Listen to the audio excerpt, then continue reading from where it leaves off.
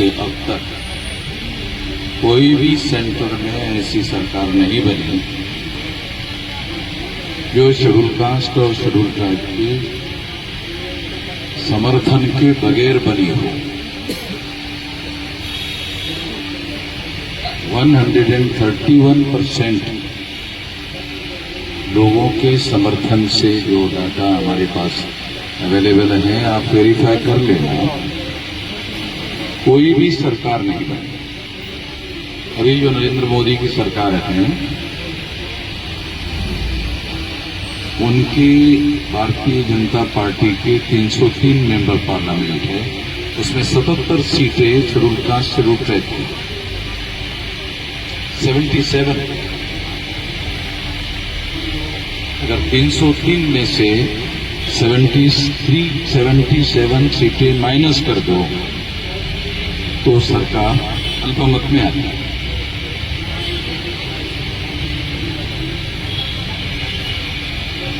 मुझे नहीं लगता है कि 77 में से या 131 में से आपके संघर्ष में भेंट करने के लिए कोई आया होगा। मुझे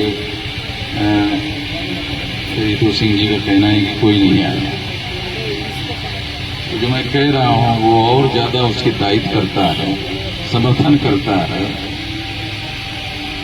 कि 131 जो मेंबर पार्लियामेंट है, जिसके समर्थन के बगैर आज तक कोई सेंट्रल गवर्नमेंट नहीं बनी।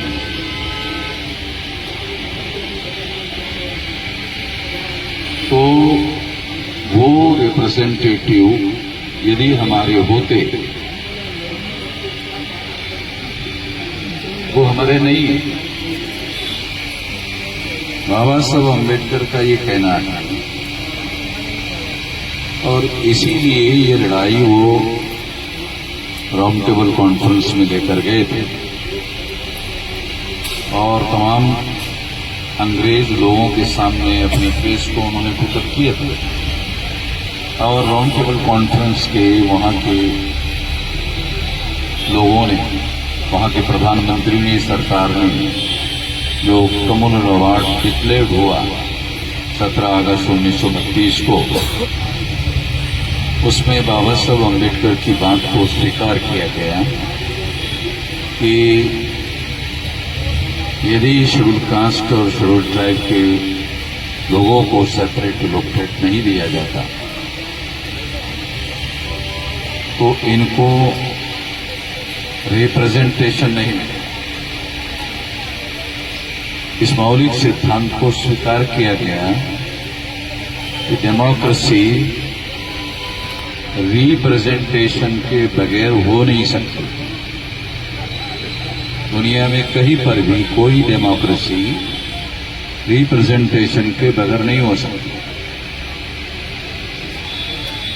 तो ये जो बात है बाबा साहब अम्बेडकर की, इस बात को स्वीकार किया गया। जब ये बात स्वीकार की गई तो उसके विरोध में गांधी जी ने आमरण अनशन किया और आमरण अनशन के बाद गांधी जी ने अपना प्राण निछावर करने का ऐलान किया कि यदि ये जो डॉक्टर बाबा साहब अम्बेडकर को जो अधिकार दिए गए हैं, ये अगर अंग्रेज सरकार पीछे नहीं लेती है तो मैं जान की बात लगाता हूं। अंग्रेजों ने घोषित किया कि हमने अवार्ड कर दिए हैं, अभी हमारे नियंत्रण के नहीं है। डॉक्टर आम्बेडकर अगर ये बात मान लेते हैं, हमें कोई इतराज नहीं। तो बाबा साहब अम्बेडकर के विरोध में गांधी ने इस आमरण अनशन को किया और हमारे लोगों पर जबरदस्ती से ज्वाइंट इलेक्टोरेट थोपा। जो 131 मेंबर पार्लियामेंट में चुनकर जाते हैं, वो ज्वाइंट इलेक्टोरेट हमारे हाईकोर्टों के वकीलों को भी आज तक ये समझ में नहीं आता। दुख के साथ हमारे प्राचार्य जी है तो सुप्रीम कोर्ट के लॉयर है, मैं ऐसे बहुत हाई कोर्टों के वकीलों को जानता हूं जिनको ये बात अभी तक समझ में नहीं आती। मैंने किसी वकील को, सुप्रीम कोर्ट के या हाई कोर्ट के वकीलों को, ये ज्वाइंट इलेक्टोरेट शेड्यूल कास्ट और शेड्यूल ट्राइब के रिप्रेजेंटेशन के अधिकार को समाप्त करने वाला मामला है, किसी को बोलते हुए मैंने, किसी को कहते हुए मैंने नहीं देखा, बल्कि उसको वो एंजॉय करते हुए जरूर मैंने देखा। उस जॉइंट इलेक्टोरेट को, जिसे बाबा साहब अम्बेडकर ने अंग्रेजी में उन्होंने लिखा हुआ है, ये जो जॉइंट इलेक्टोरेट से जो लोग चुनकर आ रहे हैं वो ब्राह्मणों के द्वारा नॉमिनेटेड रिप्रेजेंटेशन है। मैं एक लीगल टर्मिनोलॉजी यूज कर रहा हूं, कॉन्स्टिट्यूशनल टर्मिनोलॉजी यूज कर रहा हूं। बहुत सारे लोगों को ये बात समझने में दिक्कत आती है। ये शब्द बाबा साहब अम्बेडकर ने यूज किए हुए, इसको उन्होंने कहा ए नॉमिनेटेड रिप्रेजेंटेशन, और आगे कहा दोज हू नॉमिनेटेड रिप्रेजेंटेशन है एंड दोज हू नॉमिनेट, जो इसको नॉमिनेट करते हैं ये उनके प्रतिनिधि है, हमारे प्रतिनिधि नहीं है। रितु सिंह के आंदोलन में यहां भेंट करने तक के लिए नहीं आए, ये इस बात का सबसे बड़ा सबूत है।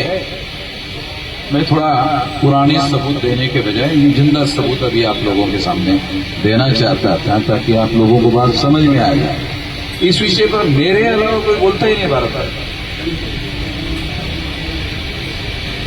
बल्कि ज्यादातर शेड्यूल कास्ट शेड्यूल ट्राइब के जो लोग हैं वो इसको एंजॉय करते हैं।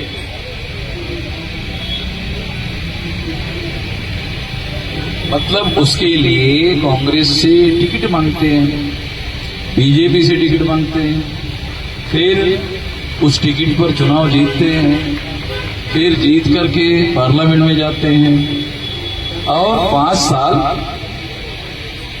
टर्म पूरी करते हैं। अगर उन्होंने मिनिस्टर बनाया तो मिनिस्टर भी बन जाते हैं।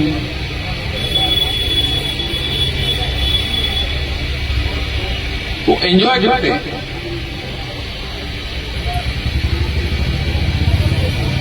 मगर उस एंजॉय की वजह से हजारों लाखों एससी एसटी के जो बच्चे महाविद्यालयों में पढ़ रहे हैं देश भर में, उनके साथ बहुत ज्यादा नाइंसाफी और अन्याय होता है जाति के आधार पर। उसका रूट कॉज ये है, यदि पार्लियामेंट में 131 मेंबर पार्लियामेंट, हम लोग थोड़ी कल्पना करें, रियलिटी है नहीं ऐसा, कल्पना करते हैं कि यदि ये जॉइंट इलेक्टोरेट नहीं होता और ये सेपरेट इलेक्टोरेट होता, जॉइंट इलेक्टोरेट नहीं होता, सेपरेट इलेक्टोरेट होता, तो आजाद भारत की कोई भी सरकार शेड्यूल कास्ट और शेड्यूल ट्राइब के समर्थन के बगैर ही नहीं बनती। मैं थोड़ा आपको कल्पना करने के लिए बोल रहा हूं, है नहीं ये रियलिटी। अगर यदि ए सेपरेट इलेक्टोरेट ही होता तो सेंट्रल की कोई भी गवर्नमेंट 1952 से ऑनवर्ड कोई भी सरकार शेड्यूल कास्ट शेड्यूल ट्राइब के समर्थन के बगैर बनती ही नहीं। तो आप अंदाजा लगाओ कितनी बड़ी पावर हमारे लोगों के नियंत्रण में होती है। सेंट्रल गवर्नमेंट को हम हमारे सपोर्ट से बनाते हैं, और अगर ऐसा होता तो फिर हम लोग वाइस चांसलर भी नॉमिनेट कर देते। और समझ रहे कि आपको थोड़ा सा ज्यादा समझाने की कोशिश इसलिए कर रहा हूं क्योंकि फिर आपके दिमाग में किसी प्रकार का सोचने के लिए मैं मौका नहीं देना चाहता। मैं वो भी बता देना चाहता हूं कि फिर हम लोग वाइस चांसलर भी नॉमिनेट करते हैं। हम लोग उन कमेटियों को भी नॉमिनेट करते हैं जो शेड्यूल कास्ट शेड्यूल ट्राइब के हाईली एजुकेटेड लोगों को लेक्चरर और प्रोफेसर बनाने के लिए सिलेक्ट करते हैं। वो कमेटियां भी हम बनाते हैं।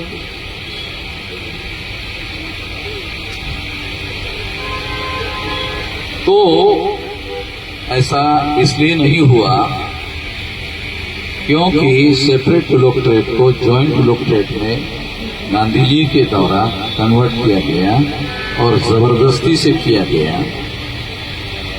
ये बाबा साहब अम्बेडकर ने what Gandhi and Congress have done to untouchables and emancipation of untouchables नाम का जो किताब उन्होंने लिखा रिकॉर्ड करके रखा हुआ है। मैं काल्पनिक बातों में बात नहीं कर रहा हूं, ये उन्होंने ही लिख के रखा हुआ है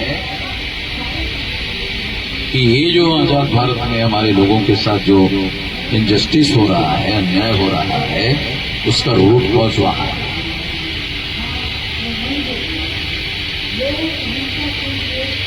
उससे आगे वाली बात, शेड्यूल कास्ट और शेड्यूल ट्राइब के एजुकेशनल रिजर्वेशन और सर्विसेज का रिजर्वेशन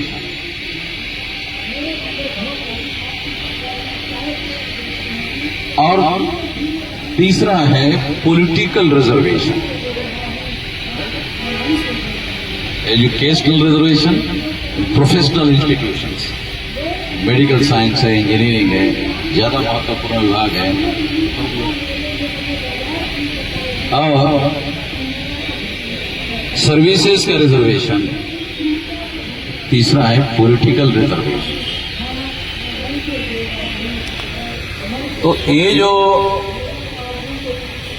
एजुकेशन का रिजर्वेशन है और सर्विसेज का रिजर्वेशन है, इसके लिए शेड्यूल कास्ट शेड्यूल ट्राइब के लोग सारे देश भर में हमेशा लड़ाई लड़ते रहते हैं। सारे देश भर में लड़ाई लड़ते रहते हैं, हर प्रदेश में हर जगह लड़ाई लड़ते रहते हैं। मैं एक सवाल पूछना चाहता हूं कि पॉलिटिकल रिजर्वेशन अगले 10 साल के लिए बढ़ाया जाए, इसके लिए शेड्यूल कास्ट और शेड्यूल ट्राइब के कौन से लोगों ने आंदोलन किया, उनके कोई नाम आपको याद है? कोई बता सकता है? बहुत माइक्रो बात आपको बताया, कोई भी बताने वाला नहीं है, जो बता रहा है। शेड्यूल कास्ट के एजुकेशनल रिजर्वेशन, सर्विसेज का रिजर्वेशन, इसके लिए सारे देश के शेड्यूल कास्ट शेड्यूल ट्राइब के लोग आंदोलन करते हैं, मगर पॉलिटिकल रिजर्वेशन अगले 10 साल के लिए एक्सटेंशन किया जाए, इसके लिए हमारे शेड्यूल कास्ट शेड्यूल ट्राइब के कौन से संगठनों ने आंदोलन किया, कौन से लोगों ने आंदोलन किया, ऐसा कोई आप लोग बता सकते हैं? कोई नाम आप लोगों के नोटिस में, आपके रिकॉर्ड में? मेरे पास है कोई SC ST के एजुकेशनल रिजर्वेशन के लिए, सर्विसेज के रिजर्वेशन के लिए आंदोलन करने वाले लोग, कोई भी लोग SC ST के पॉलिटिकल रिजर्वेशन को और आगे 10 साल के लिए एक्सटेंशन किया जाए, इसके लिए आजाद भारत में एक भी आंदोलन नहीं हुआ, तो हर 10 साल बाद पॉलिटिकल रिजर्वेशन एक्सटेंड क्यों किया जाता है? जिसके लिए हम आंदोलन कर रहे हैं, जिसके लिए रीतो आंदोलन कर रही है, जिसके अन्याय के विरोध में वो लड़ रही है, ऐसे सारे देश भर में लड़ रहे हैं हमारे बच्चे, हमारे स्टूडेंट्स, हमारे लोग न्याय नहीं कर रहे। क्या भी न्याय नहीं कर रहे, 33 दिन निकल गए, क्या भी न्याय नहीं कर रहे हैं। मगर जिसके लिए जो पॉलिटिकल रिजर्वेशन है, जिसके लिए भारत में कोई SC/ST का आदमी आंदोलन ही नहीं कर रहा है, वो और 10 साल के लिए उसको एक्सटेंशन किया जाता है। हमारी मांग नहीं है, हमारे समाज की मांग नहीं है, क्योंकि पॉलिटिकल रिजर्वेशन तो 10 साल के लिए होता है। एजुकेशनल रिजर्वेशन 10 साल के लिए है। कितने लोगों को पता है कि नहीं, ये नहीं है। सर्विसेज का रिजर्वेशन 10 साल के लिए है। कितने लोगों को पता है कि ये 10 साल के लिए नहीं है। ये कॉन्स्टिट्यूशन के आर्टिकल को पढ़ो। मैं सुप्रीम कोर्ट के लॉयर प्राची जी के सामने बोल रहा हूं, मैं भी ये सारी बातें बहुत बारीकी से जानता हूं। जो पॉलिटिकल रिजर्वेशन के आर्टिकल है उसे आप देखो, पढ़ो, यहां से जाने के बाद पढ़ लेना। उसमें केवल पॉलिटिकल रिजर्वेशन के लिए 10 साल के एक्सटेंशन की प्रावधान है। सर्विसेज के रिजर्वेशन के लिए और एजुकेशन के रिजर्वेशन के लिए कहीं पर भी कोई 10 साल का बाइंडिंग नहीं है। केवल पॉलिटिकल रिजर्वेशन के लिए 10 साल का बंधन है, और हर 10 साल बाद उसको पार्लियामेंट में लाया जाता है, फिर पास किया जाता है। हमारे किसी भी व्यक्ति की डिमांड नहीं है, हमारे किसी समूह की डिमांड नहीं है। और इसमें विशेष बात, इसमें कांग्रेस के लोग एक्सटेंशन करते हैं। केवल कांग्रेस के ही लोग एक्सटेंशन करते हैं, ऐसा नहीं, भारतीय जनता पार्टी के लोग भी एक्सटेंशन करते हैं। महामना पंडित अटल बिहारी वाजपेयी 2001 में, तारीख के साथ बोल देता हूं, 2001 में, क्योंकि 2004 तक वो प्रधानमंत्री,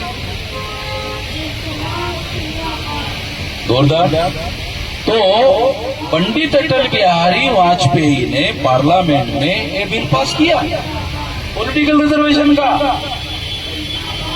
केवल कांग्रेस के लोगों ने ही पॉलिटिकल रिजर्वेशन का बिल पास किया नहीं, भारतीय जनता पार्टी ने भी 10 साल के लिए इस कानून को पास किया। गधे तो नहीं ना वो, कांग्रेस के लोग तो बिल्कुल गधे नहीं है। बीजेपी के लोग, हमारे लोग बीजेपी लोगों के बारे में ज्यादा संवेदनशील है कि नहीं, ये तो बहुत खतरनाक लोग हैं। मैं कहता हूं कि कांग्रेस और बीजेपी में कितना अंतर है, कितना अंतर है। एक आपके खिलाफ प्रचंड हमला करते हैं और एक खुलकर हमला करते हैं, तो इतना फर्क है। एक छुपकर हमला करते हैं और एक खुलकर हमला करते हैं, इतना ही फर्क है। इसके बावजूद भी दोनों मिलकर कंसेंसस है कि political reservation schedule caste, schedule tribe को दिया जाना चाहिए। कांग्रेस में और बीजेपी में कोई अंतर नहीं। क्यों? क्योंकि उनको मालूम है कि पॉलिटिकल रिजर्वेशन से भारतीय जनता पार्टी को और पॉलिटिकल रिजर्वेशन से कांग्रेस को शेड्यूल कास्ट और शेड्यूल ट्राइब के रिप्रेजेंटेशन को नॉमिनेट करने का अधिकार कांग्रेस को और बीजेपी को मिलता है। कितने लोगों को बात समझ आती है? कल 33% महिलाओं को रिजर्वेशन दिया गया, बिल पास हो गया। कांग्रेस ने बाहर SC, ST, OBC के महिलाओं को रिजर्वेशन देने की मांग की, मगर पार्लियामेंट में उन्होंने उस कानून को पास किया, बगैर रिजर्वेशन पास किया। क्यों? क्योंकि कांग्रेस ऐसा सोचती है कि जैसे बीजेपी को महिलाओं को नॉमिनेट करने का अधिकार मिलेगा, वैसे हम कांग्रेस को भी मिलेगा। जैसे बीजेपी को महिलाओं को नॉमिनेट करने का मौका मिलेगा, तो हमें कांग्रेस वालों को भी महिलाओं को नॉमिनेट करने का मौका मिलेगा। एंड दोज हू नॉमिनेट, जिनको नॉमिनेट करने का अधिकार होता है, वो उनके प्रतिनिधि होते हैं। जिस समाज के लोग नॉमिनेट किए जाते हैं वो उनके प्रतिनिधि नहीं होते हैं। अगर होते तो रितु के साथ मेरे आने के पहले खड़े होते। रितु के साथ मेरे आने के पहले खड़े हो जाते। 33 दिन हो गया, तो वैसे तो ये होना ही नहीं चाहिए। रितु के साथ जो हुआ वो और लाखों विद्यार्थियों के साथ पहले हुआ, आगे भी हो सकता है, क्योंकि ये सिस्टम में हमारे इस देश के डेमोक्रेसी में शेड्यूल कास्ट शेड्यूल ट्राइब को रियल रिप्रेजेंटेशन का अधिकार नहीं है। और जिनको डेमोक्रेसी में रियल रिप्रेजेंटेशन का अधिकार नहीं होता है उनके लिए डेमोक्रेसी नहीं है। पता नहीं आप मेरी बात कितना समझते हैं, ये आपके समझदारी के ऊपर निर्भर करता है कि वो कितना आप इसको समझ रहे हैं, क्योंकि सारी बातें तो मैं कम समय में नहीं बता सकता। जिनको डेमोक्रेसी में रिप्रेजेंटेशन का अधिकार नहीं है उनके लिए डेमोक्रेसी कैसे हो सकती है? डेमोक्रेसी फंक्शनल डेमोक्रेसी में रूपांतरित होती है, वो रिप्रेजेंटेशन से होती है। डेमोक्रेसी कोई केवल आइडिया थोड़ी है, एक कल्पना थोड़ी है, एक जीवन प्रणाली है। और उस जीवन प्रणाली में अगर आपको रिप्रेजेंटेशन नहीं है तो आपको कौन पूछेगा? कोई पूछने वाला नहीं। पार्लियामेंट में तमाम ऐसे कानून पास किए जाते हैं, शेड्यूल कास्ट शेड्यूल ट्राइब के एमपी को कोई पार्टी वाले पूछते नहीं। कभी कभी शेड्यूल कास्ट शेड्यूल ट्राइब के एमपी पार्लियामेंट में बोलते हैं, वो पार्टी वाले उनको जो लिख कर देते हैं वो पार्लियामेंट में प्रवचन कर देते हैं। तो इसलिए मैंने कुछ आपको ज्यादा ही बोल दिया, क्योंकि मैंने इसलिए बोला क्योंकि मुझे ये जो तकलीफ हो रही है रितु को, और पता नहीं रितु को जितनी तकलीफ हो रही है मुझे थोड़ा ज्यादा ही हो रही है। मुझे अंदर से ज्यादा तकलीफ हो रही है। मैं आवाज इसलिए मैं ज्यादा मेरी लॉजिक में या बोलने में उग्रता आप महसूस कर रहे होंगे। मुझे तकलीफ ज्यादा हो रही है अंदर से। उस तकलीफ की वजह से मुझे ये बात बोलना पड़ता है। तो मैं ये जो परिस्थिति है इसमें बदलाव होना चाहिए, इसमें लगा। ये तो दुख वाली कहानी आपको बताए, तो हम लोग सभी कई बोलते रहे, केवल ये बोलते रहने से तो नहीं बनेगा। इस दुखड़े के हालात को बदलना होगा, और बदलने के लिए संगठित शक्ति का उपयोग करना होगा। और कोई उपाय तो है नहीं।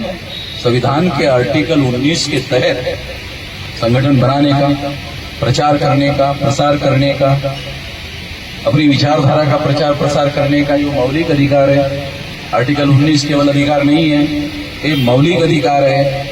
और तमाम मौलिक अधिकार है संविधान में, मगर संगठित शक्ति के बगैर दूसरे मौलिक अधिकार केवल कागजी अधिकार। अगर संगठन आपके पास है तो दूसरे मौलिक अधिकारों में प्राण लाया जा सकता है। इसलिए आर्टिकल 19 तमाम मौलिक अधिकारों में सबसे बड़ा मौलिक अधिकार है, जिसके तहत हम लोग प्रचार कर सकते हैं, प्रसार कर सकते हैं, अपने विचारधारा के आधार पर संगठन का निर्माण कर सकते हैं, और उसके आधार पर संगठित शक्ति का निर्माण कर सकते हैं, और उस संगठित शक्ति का उपयोग और प्रयोग परिवर्तन के लिए, बदलाव के लिए कर सकते हैं। तो हम लोग बदलाव करने के लिए भी लगे हुए हैं। केवल दुखड़ा रोने का, केवल रोते ही रहने का, ये तो कोई उपाय नहीं है। अगर मान लो समस्या का समाधान रोने से हो जाता तो मैं लाउड स्पीकर लगाकर चौराहे पर ज्यादा जोर से रोता, इसलिए रोता, समाधान हो जाता भाई। थोड़ा सा ज्यादा जोर से रोऊंगा तो समाधान हो जाएगा। पर रोने से समाधान होता नहीं। इसलिए संगठित शक्ति के बल पर बदलाव करना होगा। तो इस काम में हम लोग लगे हुए हैं। मैं केवल आपको नहीं बता रहा हूं, मैं अपने लिए भी लागू कर रहा हूं। मैं उस काम में लगा हुआ हूं और उस काम की दिशा में मैं क्या कर रहा हूं, चूंकि ये मंच उसके लिए आप लोगों का नहीं बना हुआ है, इसलिए मैं इस विषय पर ज्यादा विस्तार से बात नहीं करना चाहता। उसके लिए हमारे पास तमाम मंच है और 26 नवंबर को बहुत बड़ा शक्ति प्रदर्शन हम लोग दिल्ली में करेंगे। हो सकता है 4-5 लाख लोग ऑल इंडिया के इकट्ठा हो जाए। तो हमारे पास जो संगठित शक्ति है उसका हम उपयोग करें। रीतु के समर्थन के लिए भी हम इस संगठन शक्ति का उपयोग करेंगे। अगर आप लोगों को, मैंने राजा साहब को पूछा कि दौलत राम कॉलेज कितना दूर है यहाँ से, यहाँ क्यों बैठे, घर जाना चाहिए, उधर होना चाहिए, हल्ला हो, थोड़ा उनको भी थोड़ा मालूम हो जाना कि जब यहाँ तक भी पहुंच सकते हैं मामला, तो उनको भी थोड़ा सा समस्या पैदा होनी चाहिए। तो अगर आप लोग दौलत राम कॉलेज के ऊपर कोई मोर्चा लेकर जाना चाहते हैं तो मेरे से संपर्क कर लें। तो मैं आप लोगों को जो जन समर्थन की ताकत चाहिए तो उसके लिए मैं आपको ज्यादा समर्थन, ज्यादा लोग जो है आपको, राजा साहब को भी, तो वाइस चांसलर, चलो ठीक है, राजा साहब सुप्रीम कोर्ट के लॉयर है, वो कहते हैं कि वीसी पर ही जाना चाहिए, चलो वीसी पर। तो वो लीगल दृष्टि से सोच रहे हैं कि वीसी की 5 जो पावर है उधर जाने की क्या जरूरत है।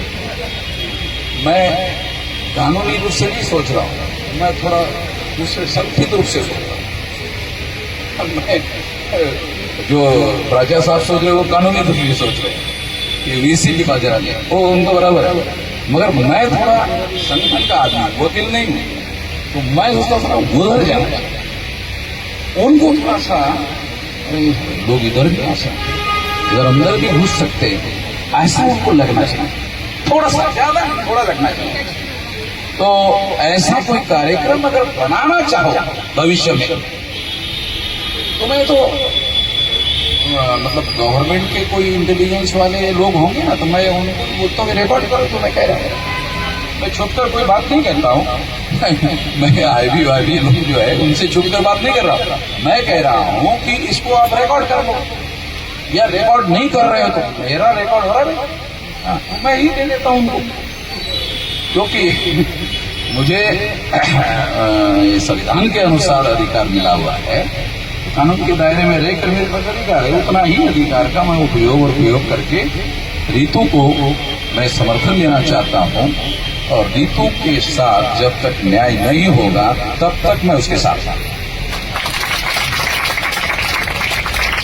मतलब जैसे लोग आते हैं और एक लिप सिंपैथी बोल कर लेते, मैं इस तरह से काम करने का आदी नहीं है, लिप सिंपैथी। तो मैं उसके साथ में, जब तक उसके साथ न्याय नहीं होता उसके साथ में मेरा समर्थन रहेगा। वो जब भी ऐसी कोई जरूरत पड़ती है तो मैं उसके मदद के लिए खड़ा रहूंगा, क्योंकि मैं मानता हूं कि ये हमारी समस्या है, उसकी अकेले की समस्या नहीं। धन्यवाद।